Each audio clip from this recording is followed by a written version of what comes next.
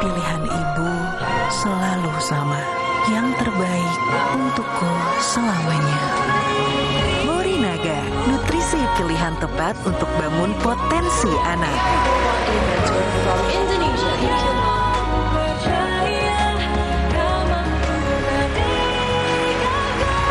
Morinaga, your choice, their future.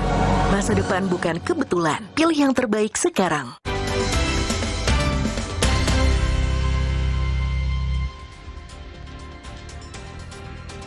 Masih bersama kami untuk membahas program makan bergizi gratis yang jadi salah satu strategi pemerintah untuk mengintervensi gizi anak sekolah sembari mewujudkan ketahanan pangan. Masih bersama dengan narasumber kami, Ibu Nani Esdeyang, Wakil Kepala Badan Gizi Nasional. Tadi ada peluang ekonomi lokal, memaksimalkan ini seperti apa, Bu Nani? Baik, Mbak. Jadi kita benar-benar nanti mudah-mudahan itu juga tertuang dalam perpres yang dalam waktu dekat akan ditandatangani. Jadi kita akan utamakan meminimalisir ya barang pabrikan. Oke. Jadi ekonomi lokal nantinya bukan hanya sekedar petani, hasilnya petani ya, tapi juga hasil dari UMKM. Saya kasih contoh. Di waktu-waktu tertentu misalnya ada sekolahnya lagi direnovasi, atau ada lagi mungkin dapurnya lagi direnovasi, itu kan ada makanan kering, atau di bulan puasa Ya. atau anak-anak lagi libur panjang, tapi kita berikan namanya makanan kering bukan olahan. Nah kan selama ini sejauh ini ada diberikan biskuit, ada diberikan apa, nanti tidak. Nanti kita akan berikan roti, kue lokal gitu, yang dibuat oleh ibu-ibu PKK, yang dibuat oleh UMKM setempat, tentu dengan pengawasan dari kita punya ahli gizi, dengan standar-standar gizi yang misalnya ini loh ibu, bahan bakunya harus seperti ini, seperti ini. Ini sekaligus menjawab kekhawatiran soal bahan baku dan lain-lain juga menggunakan dari lokal itu dari sini ya Bu ya? Ya misalnya ini kan kalau ibu-ibunya yang buat pasti dia juga hati-hati Mbak, nggak mungkin dia akan membuat yang sembarangan, nanti yang makan kan anak-anaknya di sekolah. Jadi ibu-ibu di sekitar dapur itu akan kita libatkan. Baik itu dalam organisasi mereka yang PKK atau yang UMKM. Ini yang untuk makanan kering. Sementara kalau yang UMKM, tadi kan udah saya bilang, tahu, tempe, sayur, ayam, telur, buah. Ini akan luar biasa. Ini akan jadi ledakan, saya bilang ledakan yang luar biasa. Yang orang nggak nyangka sekarang ini udah aku bilang susah nih nyari, mulai susah.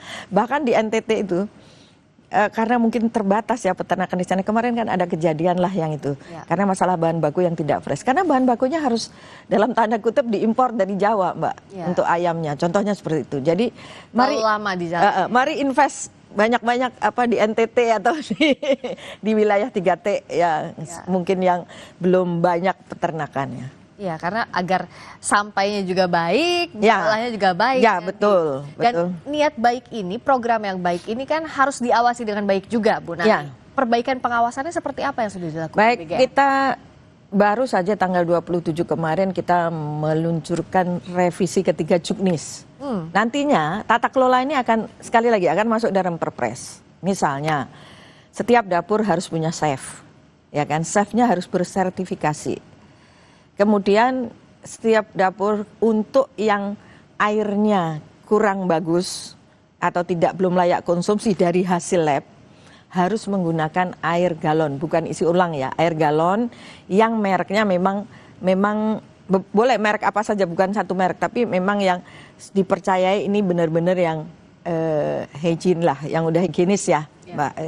Ini apa? Sehari itu kira-kira 20 galon. Untuk apa? Untuk masak dan juga mencuci sayuran dan buah.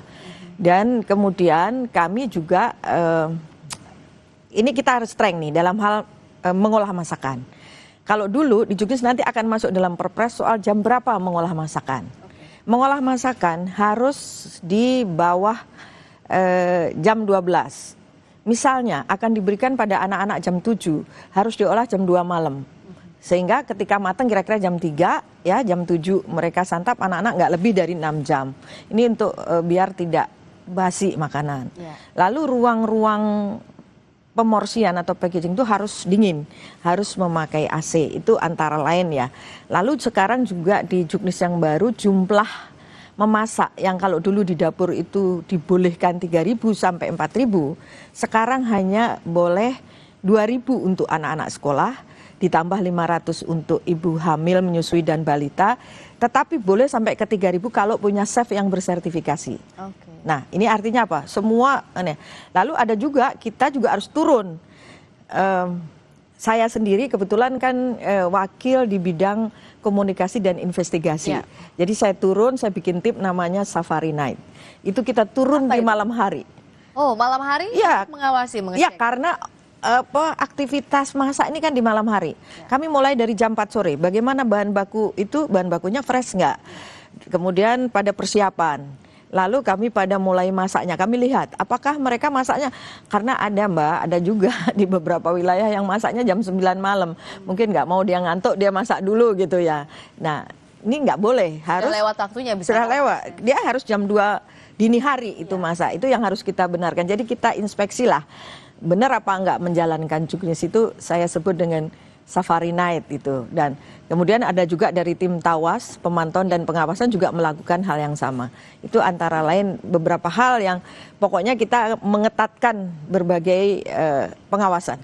Nah, kalau untuk bagaimana di daerah-daerah yang memang kondisi dapurnya atau pengawasannya pun terbatas, misalnya ada kendala dari sisi jarak, dari sisi lokasi, itu seperti apa, Bu Nani? Maksudnya begini, kalau maksudnya mungkin di wilayah 3T ya. 3T. Nah, inilah bedanya. Di 3T nanti kan masaknya tidak sampai 3.000. Karena Jadi, ada jumlahnya tidak sebanyak memang tidak kota-kota sebanyak besar. itu. Misalnya 50 pun kita berikan. Ini kan jauh lebih kecil resikonya. Kemudian nanti yang terlibat banyak sekali. Ada boleh sekolah, boleh organisasi, boleh pondok pesantren, boleh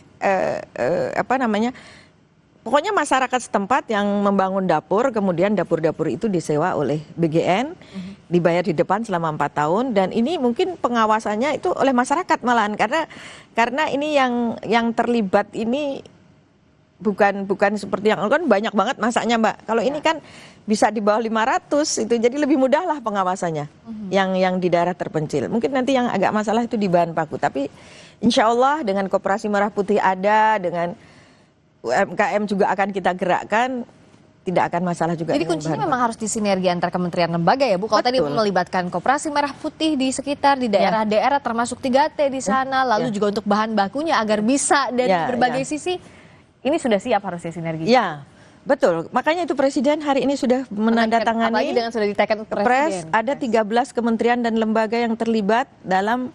Jadi kami tidak berjalan sendiri, BGN sekarang kami berjalan bersama-sama dengan kementerian dan juga lembaga.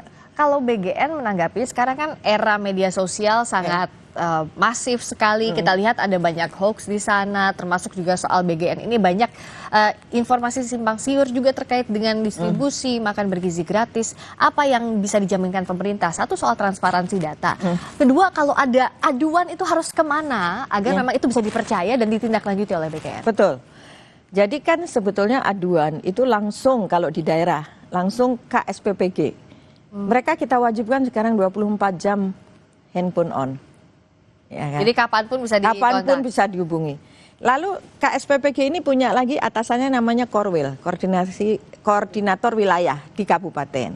Yang lebih tinggi lagi namanya Koordinator Regional di wilayah provinsi. Jadi masyarakat bisa langsung ke sana. Meskipun BGN sendiri juga membuka hotline, tapi ini akan lebih cepat dan lebih bisa ditanggapi adalah dengan, apalagi nanti juga akan ada satgas-satgas. Jadi kita gabungan lah gitu di daerah ya, yang karena setelah dibentuk tadi kan kita dengan kementerian dan lembaga lain itu akan bisa diadukan kemana saja, bisa langsung ke karena nanti ya Mbak, data kalau ada misalnya diduga keracunan atau apa, itu yang mengumumkan atau yang ini kan itu Dinkes atau Kemenkes ya. Jadi bukan kami lagi, data hak mereka, prerogatif dari ini. Termasuk Kementerian Kesehatan nanti punya kuasa penuh, nih layak jalan nggak dapurnya. Karena SLHS kan mereka yang akan mengeluarkan. Ya. Jadi untuk SLHS-nya juga akan lebih ketat lagi ya untuk Ya. mengawasi ini apakah layak jalan atau tidak, bisa mumpuni atau tidak memproduksi MBG. Betul, itu serius sekali Kemenkes ini. Jadi di Unkes ini kalau memang ini harus dipindah misalnya tempat cucian, dia akan lihat juknis. Dia bukan membuat aturan sendiri, ada juknis kan. Lah ini kok ternyata tempat cuciannya nggak sesuai nih dengan juknis tempat cucian omprengnya. Ini udah ada water heaternya belum? Sudah ada alat untuk sterilisasi belum? Nah ini akan dilihat semua oleh dinkes-dinkes setempat, Mbak. Jadi untuk memastikan untuk dapat SLHS. Jadi itu tidak terbatas, kalau yang kita tahu kan beberapa saja air galon misalnya tadi sudah disebutkan, atau Pak Presiden menyebut ada sendok juga, Ya. untuk itu, tapi tidak sebatas itu, SOP juknisnya sampai hal-hal Ya. teknikal di setiap SPPJ. Betul, sampai lantainya ini sudah di epoksi belum? Jadi lantai di epoksi ini supaya apa? Tidak ada kuman yang naik. Nah, seperti itulah. Kemudian sudah ada IPAL belum untuk limbahnya. Nah, ini semua nanti yang lihat nih bukan kita. Kalau BGN kan bisa, aduh kok kali kong nih, ini kan, ini bisa aja langsung diloloskan nih. Yang penting BGN capai target gitu. Ya. Tapi kan ini ada Dinkes. Iya kan, Dinkes punya otoritas yang nggak bisa diintervensi kan. Ini nggak memenuhi syarat nih, dapurnya mesti diubah nih, mesti seperti ini. Itu otoritas nanti dari Dinkes. Sejauh ini artinya dari pemerintah apakah optimistis memang akan lebih banyak lagi anak-anak yang mendapatkan MBG dengan kualitas yang baik pula, Bu Nani? Insya Allah kami pokoknya Mbak berusaha sekuat-kuatnya. Kan Presiden udah bilang harus zero accident. Nah kita harus jangan sampai terjadi hal-hal yang tidak kita. Tapi yang kedua yang paling penting kita wanti-wanti uang yang 10.000 itu full harus dibelanjakan supaya bisa terpenuhi gizinya. Karena ini kan uang bahan baku. Dari 15.000 ini kan ada uang yang untuk beli gas, yang untuk operasional, yang untuk soal ini udah ada. Jadi ini full, insya Allah kalau ini itu benar dilakukan, Pak Presiden tuh ngitung kok udah cukup gitu, bisa gitu. Jadi 10.000 itu memang untuk bahan baku saja, untuk pengolahan sudah ada memang biaya pagunya sendiri? Ada, jadi untuk beli, ini untuk bahan baku. Jadi kalau kayak untuk beli gasnya, untuk ngongkosin karyawan, untuk lain-lain, itu untuk nyewa mobil, angkutan, dan nyewa tempatnya itu sudah ada. Jadi ini benar-benar untuk bahan baku.